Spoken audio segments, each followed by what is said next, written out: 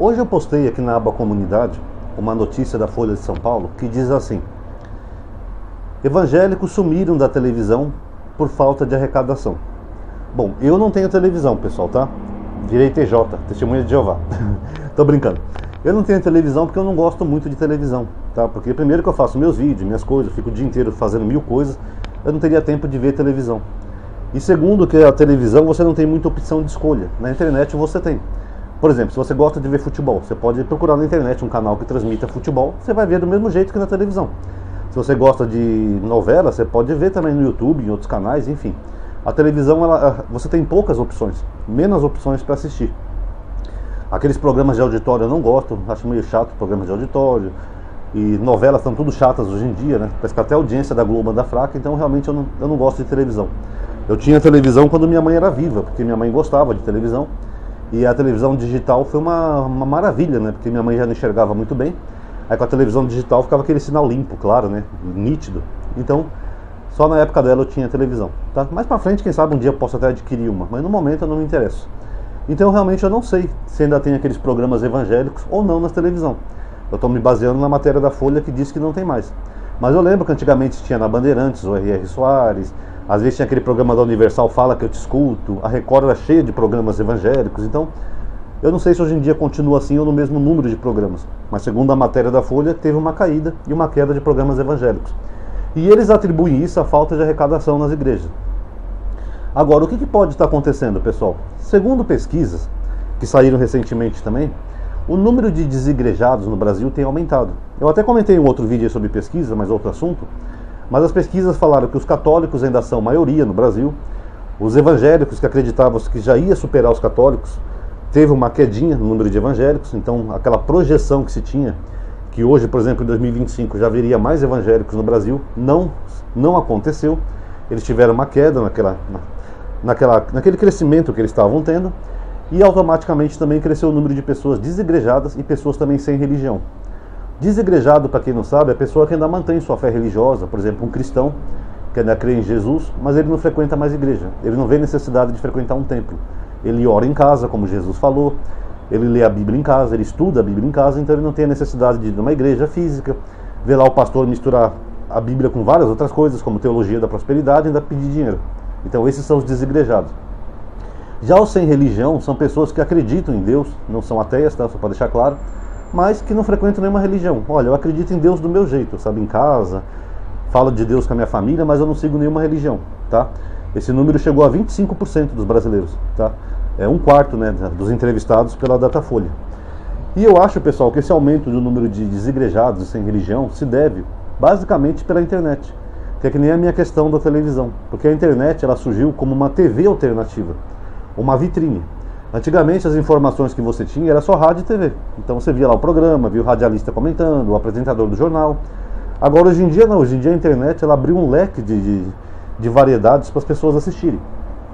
E canais que são mais racionalistas, como o meu e tantos outros por aí, não vou citar nomes, tá, que eu não acho necessário, eles têm demonstrado para as pessoas algumas coisas que os pastores não mostram nos seus cultos, que é basicamente a Bíblia, que deveria ser o instrumento principal do pastor no culto. Então acho que muitas pessoas, graças à internet, estão abrindo os olhos, estão desenvolvendo um pouco mais de senso crítico e não estão acreditando mais em tudo que o pastor fala. Por exemplo, quando você vai numa igreja como a Universal, o pastor não fala, por exemplo, de Jesus, que Jesus mandou dar outra face, mandou alimentar os pobres, que Jesus falou, por exemplo, que não veio abolir a lei e os profetas, que Jesus fez tantas coisas boas nos evangelhos. Ele vai mandar você abrir Malaquias 3:10. Trazer os dízimos à casa do tesouro para que haja mantimentos na minha casa.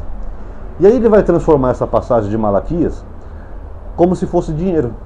Ele nem percebe que ali está a palavra alimentos, para que haja mantimentos na minha casa. Ele transforma aquilo em dinheiro e vai enriquecendo. Então hoje com a internet as pessoas têm a oportunidade de pelo menos confrontar essas ideias. Porque antigamente era um tabu, era proibido, era pecado. Se você questionar você vai para o inferno, vai perder a salvação. Inclusive no meu novo canal já está acontecendo isso, tá, pessoal? Vê um monte de cristão no meu novo canal me condenar ao inferno, que eu vou sofrer na mão do anticristo, não sei o quê, que eles usam o medo como tática, né? Mas enfim, muitos evangélicos têm aberto os olhos ultimamente. Eles têm falado, poxa, eu vi aquele vídeo no YouTube e fiquei com a pulga atrás da orelha. Eu vi o professor Sabino, Antônio Miranda, mais um outro canal aí falando que dízimo não era dinheiro. Estou começando a desconfiar que eles têm razão. Aí a pessoa vai adquirindo um pouco mais de senso crítico. E a pessoa, é claro, nem todos vão perder a fé, até porque não é o objetivo de nenhum desses canais que a pessoa perca a sua fé. Cada um acredite no que quiser. Mas a pessoa pelo menos para de frequentar esses templos de lobos em pele de cordeiro, de pastores que pegam qualquer versículo da Bíblia e transformam em pedir dízimo. O Malafaia, por exemplo, eu vi um vídeo dele que eu fiz uma resposta aqui no canal, mas eu acho que já foi derrubada porque eu recebi um aviso do YouTube. É sempre o Malafaia. O Malafaia deve ter uma equipe que monitora, que se aparece o nome dele, ele vai lá e dá um strike no vídeo. Mas o Malafaia, ele pega uma passagem de Elias, que teve uma grande seca. Aí Elias pega um pouco de água lá para fazer, acho que o sacrifício de Baal, e ele consegue transformar isso em dízimo e dinheiro. É mole ou que é mais? Meu irmão, assim como Elias, no meio da seca, ele pegou a pouca água que tinha e fez um voto para Deus. Você vai pegar o pouco que você tem e você vai fazer um voto. Você vai fazer um voto para Deus, meu irmão. O Malafaia gralha maluca, tá, pessoal? Só que o que acontece? Aí o pobre vai lá e dá tudo que tem pro pastor. Aí eu pergunto, o pastor é Deus? Porque a Bíblia fala que o voto foi para Deus. E na época de Elias, ele não tinha nenhum intermediário ali, segundo um texto, um sacerdote, nada. Elias tinha um contato direto com Deus. Ele tinha o WhatsApp de Deus. Ó Deus, vou fazer o sacrifício hoje. Beleza, Elias, tamo junto. Agora, o pastor se coloca como se ele fosse Deus, que ele pede o sacrifício para Deus, mas Deus não usufrui desse sacrifício. Quem usufrui é o fiel. Vocês já observaram isso? Ó, você vai fazer um voto para Deus. Tá aí, cadê Deus? Eu faria um voto para Deus se Deus viesse pessoalmente receber o dinheiro, eu faria. Valeu, Ronaldo. Esse aqui vai pagar meu ar-condicionado, depois eu te recompenso. Agora lê o pastor, gente. É o pastor que está se colocando como se ele fosse um Deus, porque o dinheiro é para ele. Vai para ele, para a igreja dele, ele vai administrar, vai comprar carro, vai comprar jatinho. Não vai para Deus. E eu acho que agora, graças à internet, algumas pessoas estão começando a observar esses detalhes. Fala, poxa, não era para Deus aquele sacrifício que eu fiz na fogueira santa? Mas quem ficou com dinheiro foi o pastor. Vocês estão entendendo?